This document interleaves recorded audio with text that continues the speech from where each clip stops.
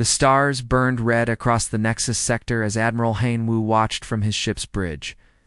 Everywhere he looked, broken warships drifted like metal ghosts through space. Some had been there so long that small asteroids had crashed into them, creating twisted sculptures of war and rock. 200 years, he whispered to himself. 200 years of this madness. Lieutenant Sujin turned from her station, her young face marked by the tiredness that seemed to affect everyone. These days, "Sir, we're getting another distress call. The mining station at Kepler 7 is under attack again." Haiyan-Wu closed his eyes for a moment. Another human settlement caught in the crossfire of a war that had nothing to do with them.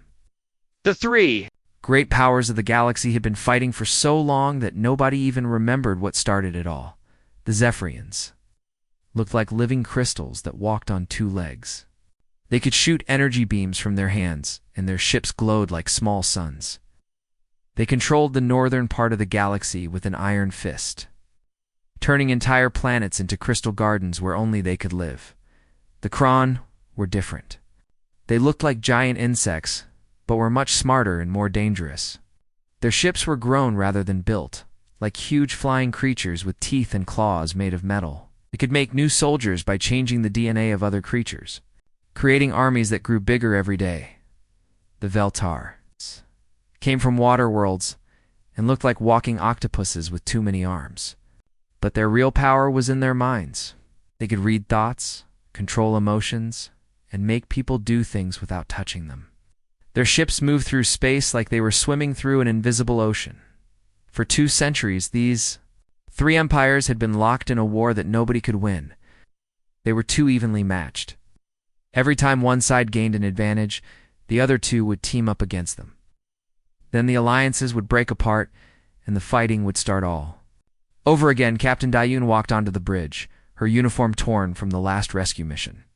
"We saved 3,000 people from the colony at Artemis," she reported, "but the Veltar got there first. The rest." She didn't need to finish the sentence. Haiyan-Wu nodded grimly. This was how it always went. Humans lived in the outer edges of the galaxy, far from the main battle zones. But the war was so big that it touched everything.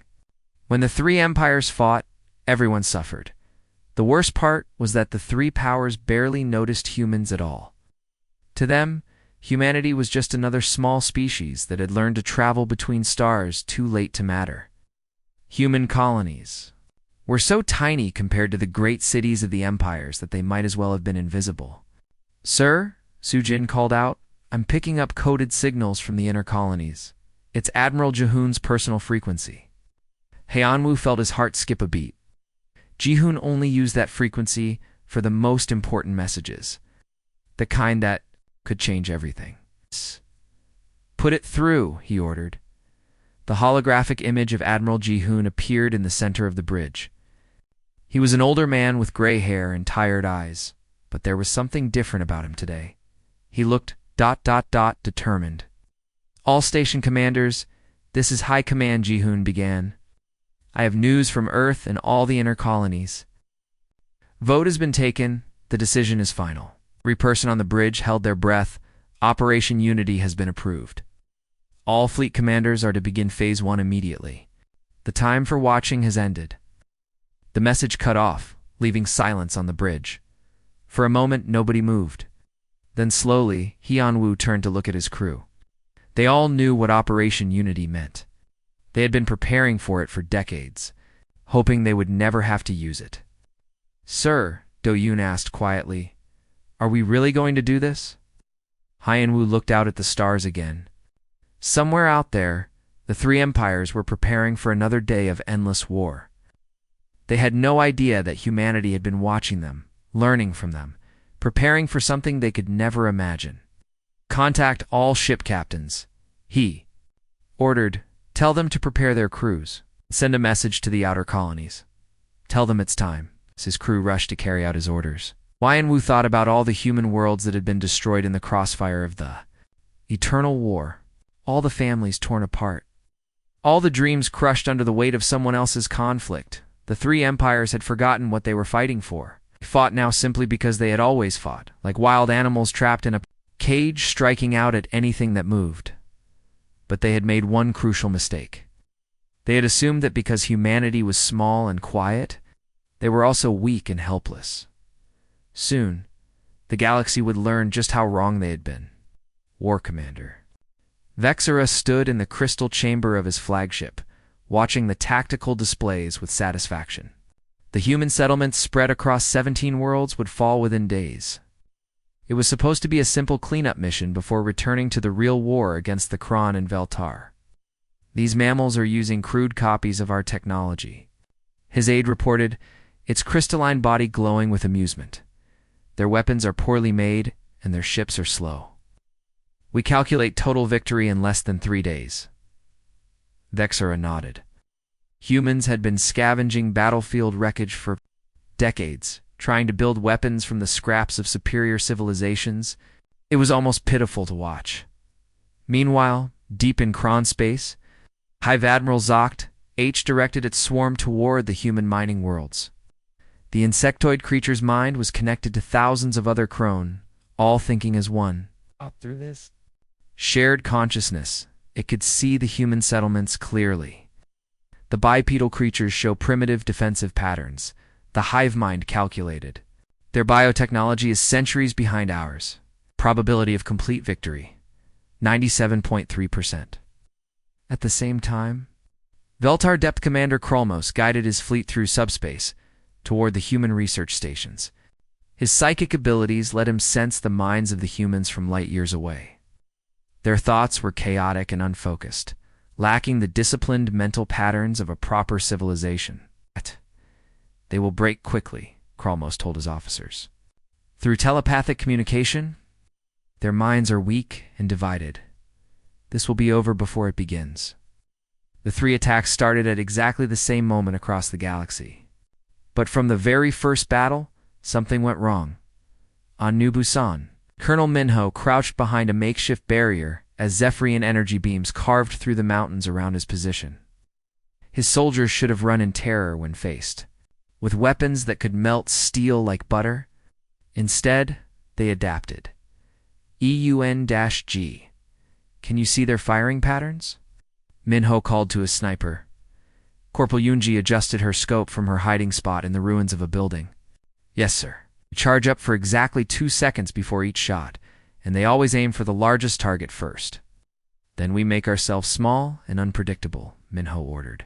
Squad leaders, break your teams into groups of 3. The tunnel systems, make them hunt for every single one of us. The Zephyrians had expected the humans to form neat battle lines that could be destroyed with overwhelming firepower. Instead, they found themselves fighting shadows that appeared, struck hard, and vanished before they could respond. At the Tabek mining complex, Commander Sung-min watched Kron bioships descend from the sky like a plague of giant locusts. Their living holes pulsed with alien organs, and acidic weapons dripped from their undersides like poisonous saliva. They want to land and convert our people into more soldiers, Sung-min told his miners. We're not going to let that happen. Young-ho started up the modified plasma cutters that had been used to mine asteroids for 50 years. These bugs are about to learn what human industrial equipment can do when we're angry. The Kron had expected to face panicked civilians armed with basic weapons. Instead, they met miners who had spent their lives working in the most dangerous environments in the galaxy. Men and women who knew how to turn anything into a weapon. When their families were threatened, on Research Station Hanbit, Dr. Sai Young coordinated the evacuation while Captain Ginwoo's security teams held impossible positions against Veltar assault troops. The aquatic warriors flowed through the station's corridors like living water, their psychic powers reaching out to crush human minds. But something was wrong. Ow. The humans weren't collapsing under mental pressure the way other species did. Ow. Are they resisting our mind control? Dep Commander Krolmos demanded, as his casualties mounted. His psychic officers had no answer. The human minds felt different somehow, protected by barriers they couldn't understand or break through. The truth was simple but shocking. Humans had been preparing for this day for decades. Every piece of salvage technology, every analyzed battle record, every refugee's story had been studied and learned from. They knew exactly how each empire fought because they had been watching for so long. More importantly, They fought with something the three empires had forgotten during their centuries of endless war. Desperation combined with perfect unity. Every human soldier knew that if they lost, their entire species would be wiped out. There was nowhere to run, and no one coming to help them. When the battles ended, the three empires had technically won. The human colonies were destroyed, just as planned, but the cost made their victory feel like defeat. The Zephyrians lost 60% of their assault fleet. Ships that had taken years to grow and train were now floating wreckage around human worlds. The Kron swarm was decimated. Creatures that took months to breed and modify lay dead in the ruins of mining stations, killed by weapons that should have been no threat to them. The Veltar suffered their worst losses in 50 years. Their elite troops, trained from birth to be perfect warriors, had been outfought by human civilians who refused to surrender. In the wreckage of New Busan, Colonel Minho's final transmission reached every human ship in space. His voice was calm, but filled with steel. "They wanted a war," he said simply. "Now they're going to get one." Admiral Ji-hoon stood in the command center of Fortress Sejong, built deep inside a dead moon at the edge of the galaxy. Around him, dozens of holographic displays showed something that would have shocked the three empires: humanity's real military strength. For 50 years, while the galaxy burned in endless war, humans had been busy. The small, helpless colonies that had just been destroyed were only the tip of the iceberg. Hidden bases, secret shipyards, and research facilities had been built in places no one would think to look. "Report," Ji-hoon commanded. General Haijin stepped forward, her fingers dancing across the control panel. The displays around them came alive with images of sleek warships, massive factories, and training facilities that stretched for kilometers. "Underground, all fleets report ready, sir." Admiral Taeho has the first fleet positioned near Zephyrian space. Captain Myong's stealth squadrons are already behind Kron lines. The third fleet under Admiral Hyenwoo is moving toward Veltar territory. The ships on the display were unlike anything the galaxy had ever seen. They were not copies of alien technology, but entirely new designs that combined the best features of all three empires' weapon systems. Dr. Jamin, the head of human research, activated another display. "The adaptive shielding system is complete. Sir, our ships can change their defensive patterns in milliseconds. Zephyrian energy weapons, Kron bioacids, Veltar, psychic attacks. We can counter all of them." "What about our own weapons?" Ji-hoon asked. Commander Subin smiled grimly. "Kinetic rounds with crystal cores that explode like Zephyrian energy. Bioadaptive warheads that work like Kron acid. And psionic scramblers that can drive Veltar minds crazy with confusion." But the real advantage was not in technology. It was in something the three empires had forgotten during their centuries of fighting each other: unity. The Zephyrians, Data, Kron, and Veltar, had each learned to fight the other two. Their strategies, their weapons, their tactics, everything was designed for the specific enemies they had been battling for 200 years. They had become so specialized that they could not adapt to fight someone completely different. Humans, on the other hand, had studied all three empires equally. They knew every strength and every weakness. More importantly, they fought as one people with one goal, while the empires were still thinking like three separate enemies. "Sir, communications," Officer Hanzol interrupted. "We're receiving surrender offers from 17 Zephyrian worlds. They're abandoning their frontier colonies and pulling back to core systems," Lieutenant Borum added. "The Kron are doing the same thing. Their swarms are retreating from the outer territories. Veltar fleets are going into deep defensive positions. Around their homeworlds," reported Ensign Woojin. Ji-hoon nodded with satisfaction. Phase 1 was working perfectly. Humanity had revealed just enough of their true strength to terrify the three empires without, showing everything they could do. The destroyed human colonies had served their purpose. For decades, they had made humanity look weak and scattered. The empires had attacked them, expecting easy victories, and instead found themselves facing opponents who seemed to know their every move. Captain Duyan entered the command center, her expression serious. "Sir, the memorial services for the lost colonies have been completed. Every ship captain has received the full casualty reports. The room fell silent for a moment. The price of this deception had been measured in entire worlds. Millions of humans had died to maintain the illusion that humanity was helpless. But their sacrifice had bought something precious, the element of surprise. They thought we were hiding in the outer rim because we were afraid, Ji-hoon said quietly. They never considered that we might be preparing. On the main display, reports flowed in from across the galaxy. Human fleets were striking at targets the empires had thought were completely safe. Supply lines that had operated without interference for decades were being cut. Fortress worlds that had never seen enemy ships were under siege. The three empires were learning something they had never experienced before: fear, Sir Dr. Jamin said. The psychological analysis teams report that all three empires are showing signs of panic. They're requesting emergency meetings with each other for the first time in 50 years. Panic is good, Ji-hoon replied. Panic makes people make mistakes, and we need them to make one very specific mistake. He turned to address the entire command center.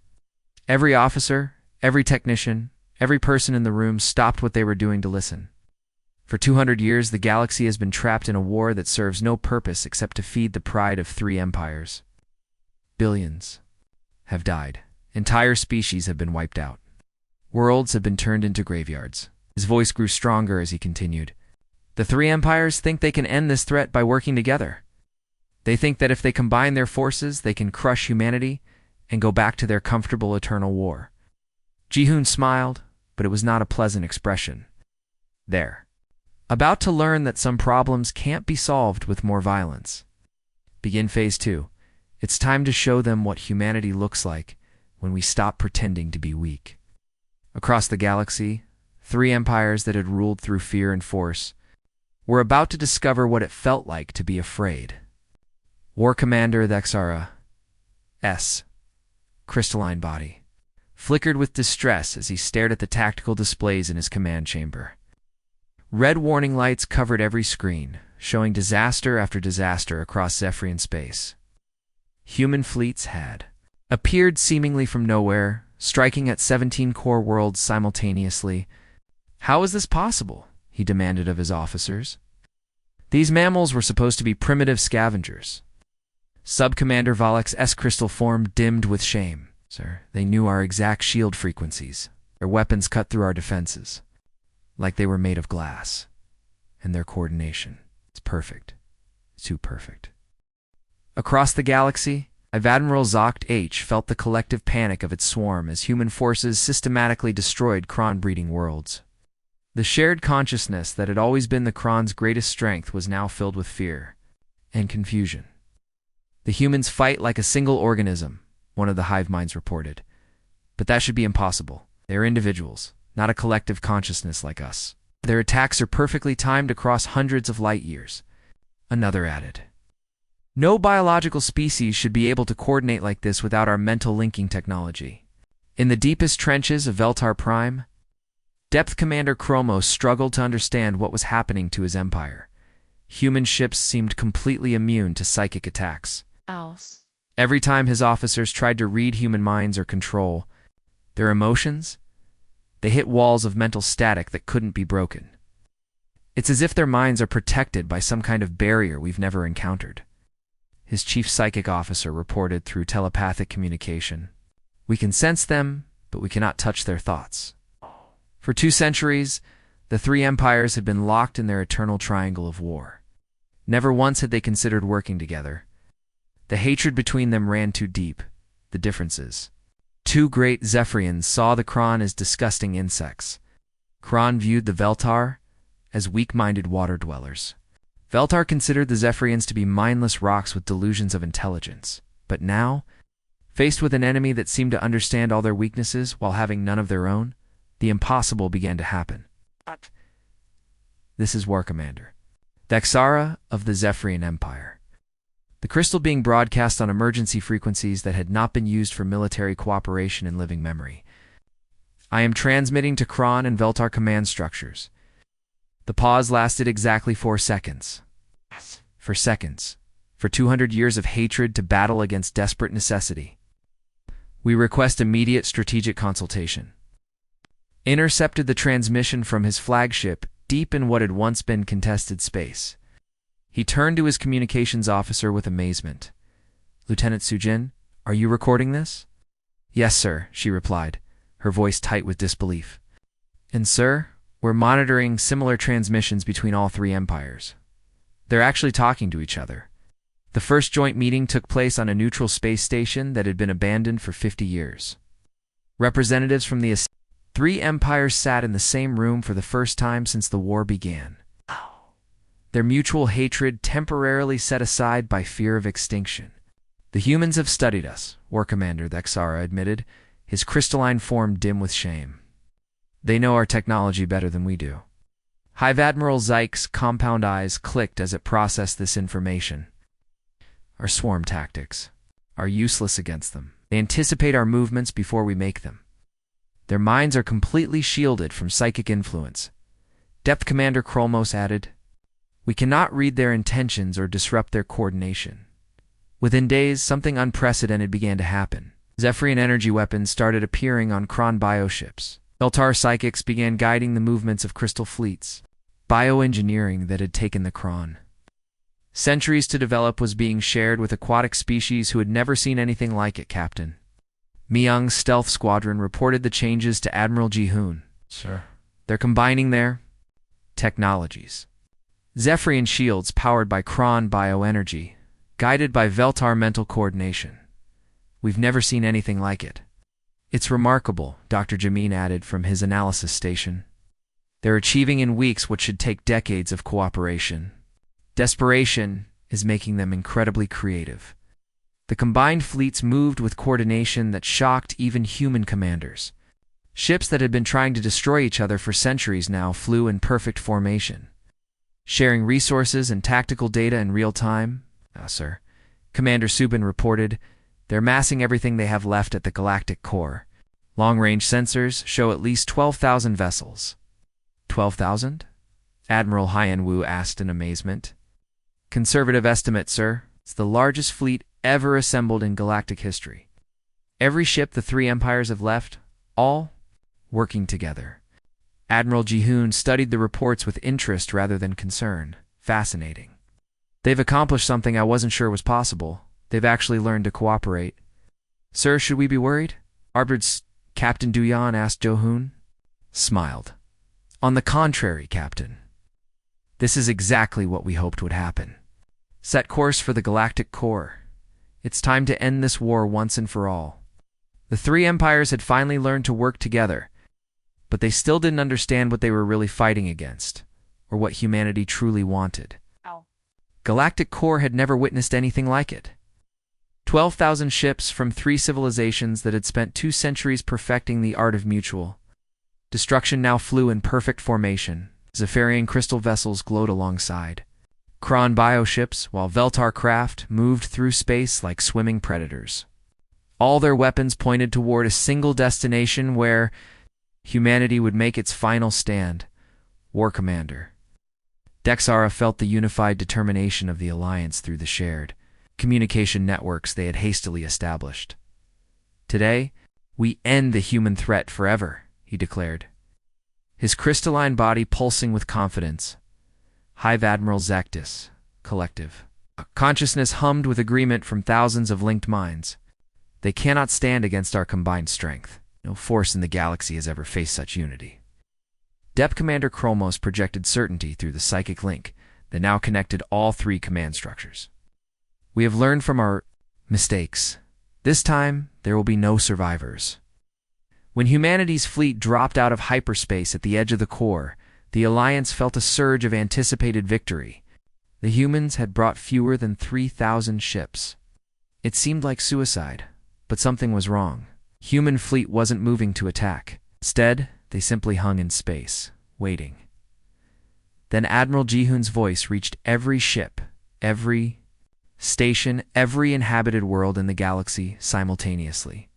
"To the Zephyrian Empire, the Kron Confederation, and the Veltar Dominion," he began, his words carried by technology that somehow bypassed all communication barriers. "To every being who has suffered through 2 centuries of meaningless war, This is Admiral Jehoon of the United Human Federation. A single word echoed across the vastness of space. Enough. You have forgotten why you fight, Jehoon continued. You have forgotten what peace looks like. You have forgotten that there are other ways to solve problems besides endless killing? The Alliance commanders exchanged confused glances. Is this some kind of surrender? A final plea for mercy? We will demonstrate, Jehoon announced. Captain Myung's ship, the Arrowrung, slowly moved toward the center of the Allied formation. It was a small vessel, no bigger than a Zephyrian scout craft. But what happened next changed everything. All ships, War Commander Thexara ordered, fire on the human vessel. Show them the futility of resistance. 12,000 weapons fired at once. Zephyrian energy beams that could melt mountains. Chrome bioacids that could dissolve steel in seconds. Veltar psychic attacks that could drive entire crews insane with terror. The combined firepower of 3 empires focused on one small human ship.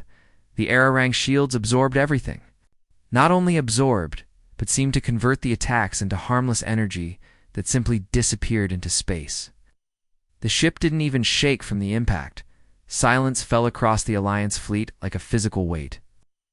Voice continued calmly. We have studied your weapons, your tactics, your strategies. We can neutralize any technology you possess, but we didn't come here to destroy you. Dr. Jamin's voice joined the transmission. We came to offer you something you've forgotten exists. The possibility of victory through cooperation instead of dominance through war. Holographic displays appeared simultaneously on every ship in the Alliance fleet. The images showed detailed, technical schematics, but not for weapons. Instead, they showed how military technology could be converted into tools of creation. Your crystal matrices could transform dead worlds into gardens, the human scientists explained to the Zephyrians. Your bioengineering could end hunger across the galaxy, they told the Kron. Your psychic abilities could help different species understand each other for the first time in history. They offered the Veltar War Commander Thexara S. crystalline. Structure dimmed as he processed the implications. You're offering to share this knowledge? Freely. Under one condition, Admiral Jehoon replied. The war ends. All of it. Today forever. The 3 Empire leaders stared at their displays in stunned silence. The humans were offering them technology that could solve problems they had been fighting about for centuries. Food shortages, territorial disputes, resource conflicts, all could be resolved with cooperation instead of conquest. And if we refuse? Hive Admiral Zokt H asked through the communication link. Colonel Minho, now commanding the human forces, spoke quietly, but his words carried the weight of absolute certainty. Then we will stop you. We've seen what happens when civilizations choose endless war over peace. We won't allow it to continue. The threat was clear without being spoken. Humanity had just demonstrated they could defend against anything the 3 empires could throw at them. They chose to attack instead. Of defend, the result would be devastation. But more than fear, it was hope that finally broke the deadlock. Hope for something better than the endless cycle of destruction that had consumed their lives for so long. Hive Admiral Zokt H spoke first, its collective consciousness reaching a decision that surprised even itself. The Crone Confederation agrees to these terms. Depth Commander Chromos followed, his psychic voice carrying relief that spread through the mental link. The Veltar Dominion accepts. War Commander Vexara's response came last, but when it came, it carried the weight of finality. The Zephyrian Empire chooses peace. Admiral Jehoon smiled, the expression visible on every screen across the fleet. Then let's begin the real work. The galaxy's longest war had ended not with destruction, but with a simple word: enough.